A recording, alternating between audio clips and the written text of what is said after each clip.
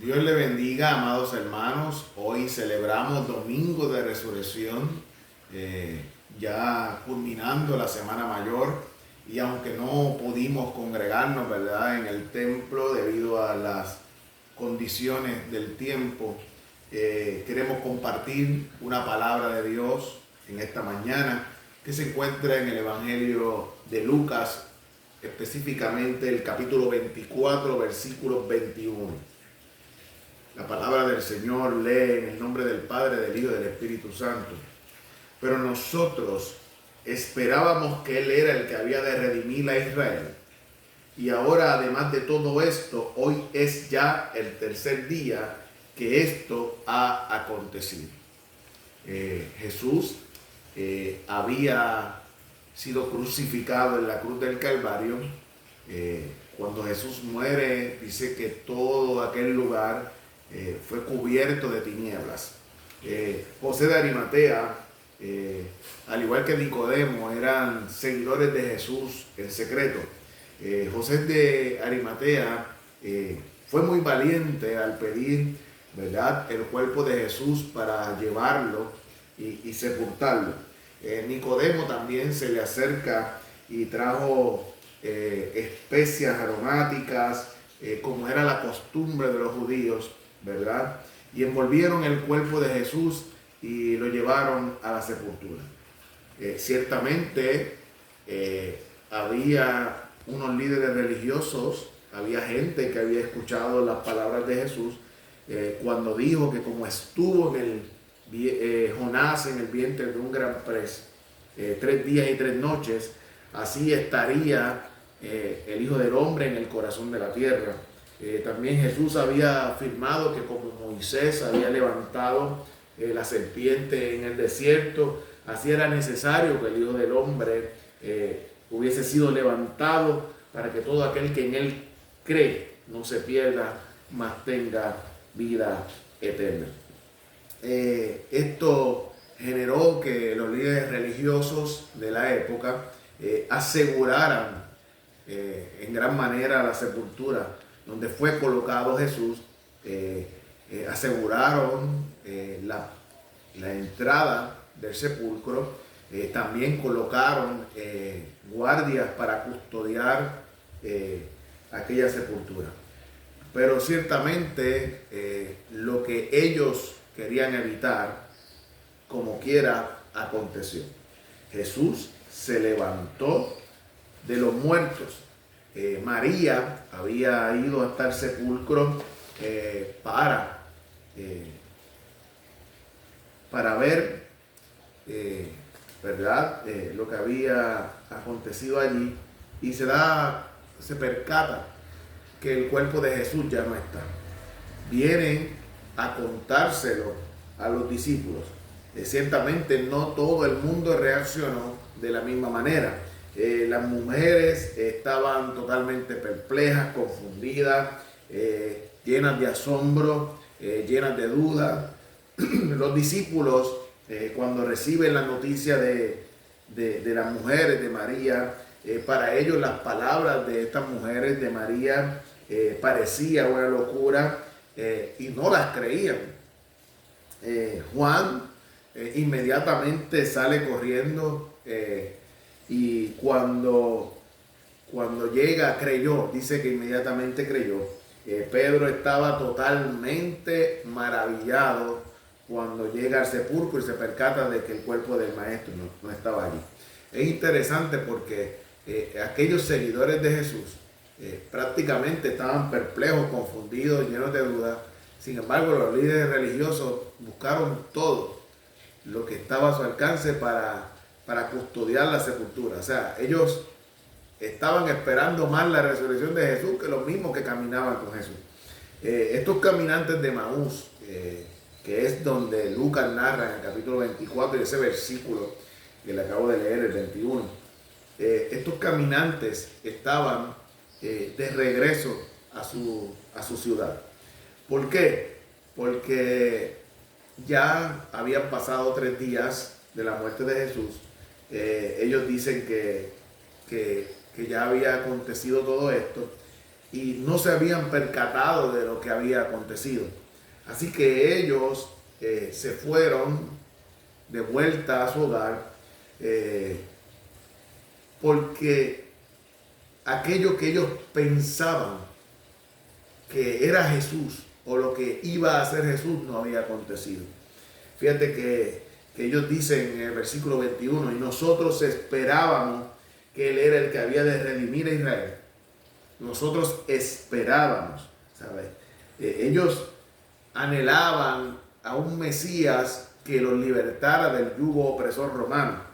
Es interesante, no veían a Jesús como el Mesías, el Salvador. Y ciertamente la Biblia dice que cuando el deseo no es cumplido, en el libro de Proverbios capítulo 13 versículo 12 dice que cuando el deseo no es cumplido, nuestra alma se entristece. Pero cuando el deseo es cumplido, nuestro corazón se llena de alegría. Y ellos estaban con su corazón, con su alma abatida, llena de tristeza, porque lo que esperaba no aconteció. Así que en medio de su frustración, de su dolor, de sus dudas, deciden regresar a Emaús. Y Emaús significa un lugar de aguas termales o un lugar de aguas tibias. Podríamos decir que el corazón de aquella gente estaba en un punto medio. Había duda, había frustración, no sabían qué creer. Y ciertamente el libro de Santiago dice que el hombre de doble ánimo es inconstante en todos sus caminos. Así que regresaban a su ciudad natal. Pero en medio de esa frustración y de ese dolor, Jesús viene al encuentro. Porque Jesús siempre viene a nuestro encuentro en medio de nuestras situaciones particulares. Jesús viene al encuentro y se acerca. Tiene un acercamiento a ellos. Y se acerca y comienza a caminar con ellos. Porque en medio de nuestro dolor, en medio de todo aquello que podamos estar atravesando, Jesús viene en nuestro encuentro y Jesús camina con nosotros. Y Jesús le hace una pregunta a aquellos hombres, le dicen, ¿de qué están hablando? ¿Sabes? ¿Qué están conversando? Porque es importante lo que conversamos, es importante lo que proyectamos a través de lo que comunicamos. Porque hay momentos en que hablamos a veces el mismo idioma de la gente común y corriente. Hablamos un idioma donde lo que sale de nuestra boca es dolor, frustración, ansiedad, preocupaciones, o hablamos el mismo idioma que la gente común y corriente habla, y no hablamos el idioma de la fe, ¿verdad? No comunicamos la fe en el Señor porque nuestras almas están abatidas.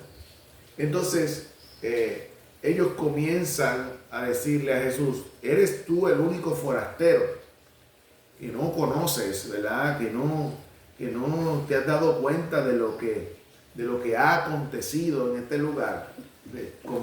Pero Jesús sabía ciertamente que había acontecido. Y ellos comienzan a ventilarle a Jesús porque estaban muy tristes.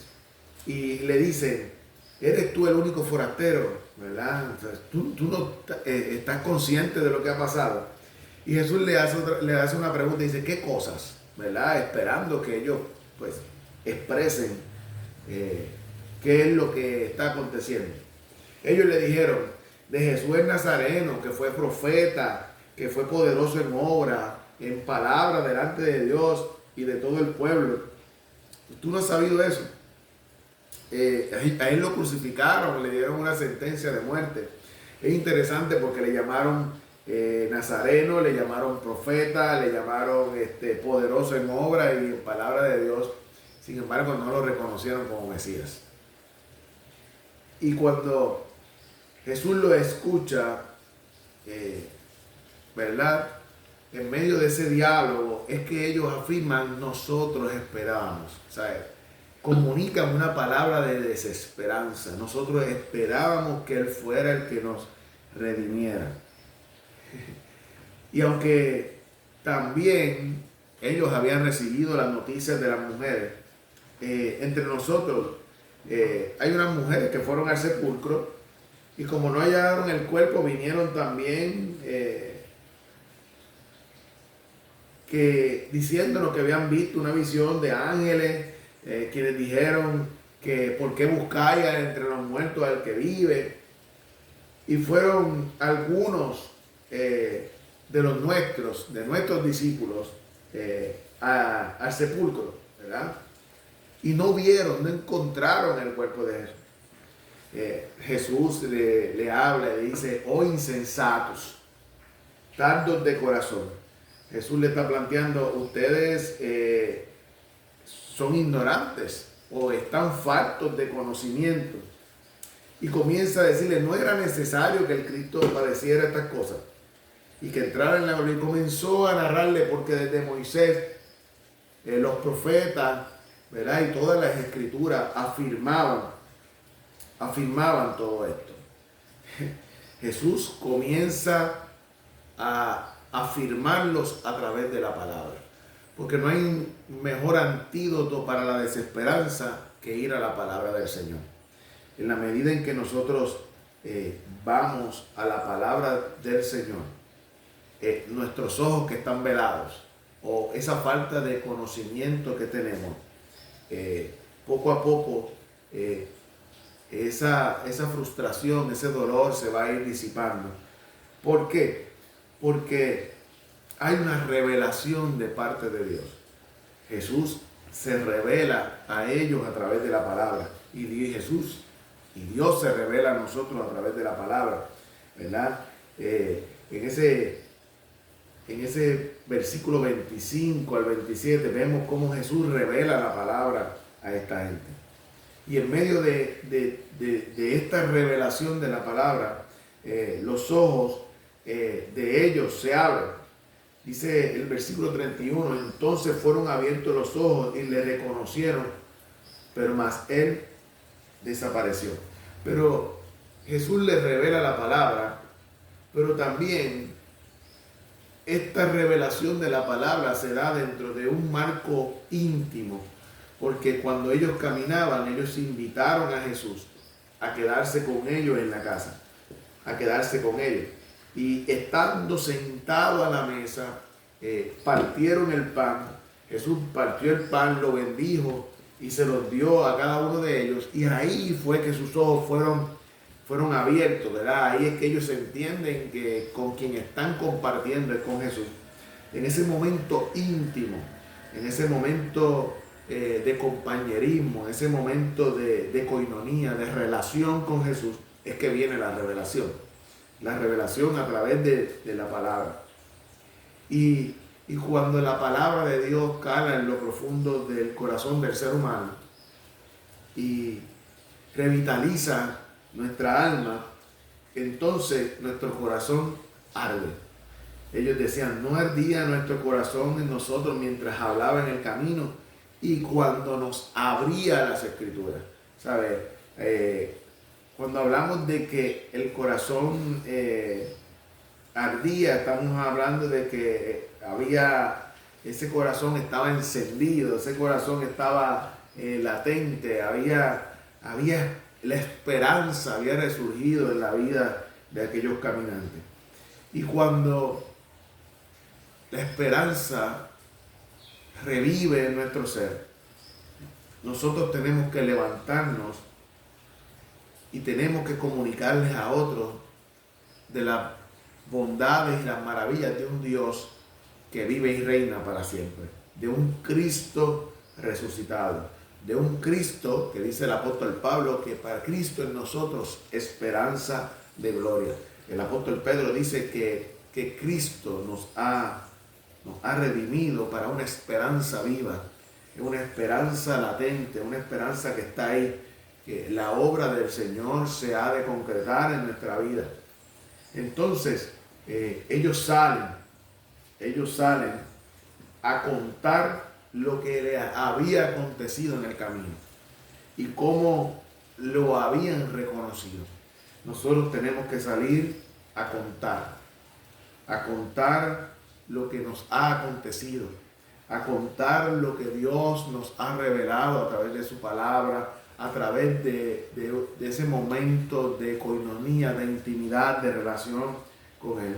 Nosotros tenemos que salir a compartir que hay un Cristo que ha resucitado, que vive para siempre y que ha de venir a reinar con poder. En la Biblia, el apóstol Pablo en el capítulo 15 dice que si Cristo no resucitó, vana sería nuestra fe. Entonces seríamos los más dignos de conmiseración, ¿verdad? Pero Cristo resucitó. Cristo resucitó y Él ha prometido que regresaría por su pueblo. Porque Él dijo que donde Él estaba también quería que nosotros estuviéramos. Así que en esta mañana, aún en medio de no poder habernos podido reunir y congregarnos, que podamos entender que en medio de nuestras frustraciones, de nuestra desesperanza, aún en medio de aquello, del deseo no cumplido, Dios viene al encuentro nuestro, Dios camina con nosotros, Dios comienza a tener un diálogo en el cual nos permite que nosotros podamos comunicar cómo nos sentimos, pero es en ese momento en que nosotros comunicamos cómo nos sentimos que Dios se revela a través de un espacio de intimidad, de una relación cercana con nosotros, y se revela a través de la palabra. Yo quiero dejarlo con esto. La Biblia nos habla de 3 resurrecciones que llevó a cabo Jesús. Jesús resucitó a la hija de Jairo, ¿verdad? Era una niña de 12 años. Jesús resucitó al hijo de la viuda de Naín, ¿verdad? Era ya un joven adulto. Y también resucitó a Lázaro.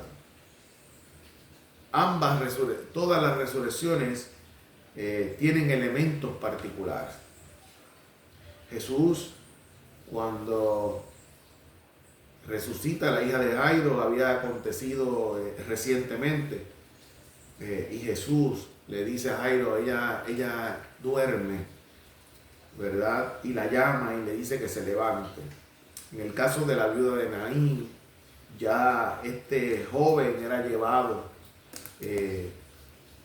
para la sepultura, y cuando Jesús ve el dolor de aquella mujer, interviene, ¿verdad? Y le devuelve la vida. Y el último caso es el caso de Lázaro, que ya llevaba 4 días muerto. O sea, cada resurrección de Jesús fue en momentos distintos, y uno reciente, uno ya de camino a la sepultura, y otro cuando ya llevaba 4 días sepultado. Lo que quiere decir es que no importa el grado en el que nosotros nos encontremos en nuestros delitos y pecados, Dios tiene el poder de devolvernos a la vida. También no importa el grado en que nos encontremos en cuanto a la desesperanza, Dios tiene el poder de revivir nuestra fe, de revivir nuestro ánimo, de revivir nuestra esperanza, Señor, y devolvernos la capacidad de volver a creer en lo que ya Él ha determinado para nuestra vida. Dios le bendiga grandemente. Queremos orar, sabemos que hay muchas situaciones aconteciendo, tenemos hermanos que han de ser intervenidos quirúrgicamente, tenemos la hermana Carmen Sayas, que ha perdido a su papá en la noche de ayer, y un sinnúmero de situaciones muy particulares que queremos orar en esta mañana. Señor y Padre nuestro, adoramos y bendecimos tu nombre. Te damos gracias, Señor, porque nosotros vivimos gracias a que tú vives. Gracias, Señor, porque en medio de nuestro caminar, tú vienes al encuentro.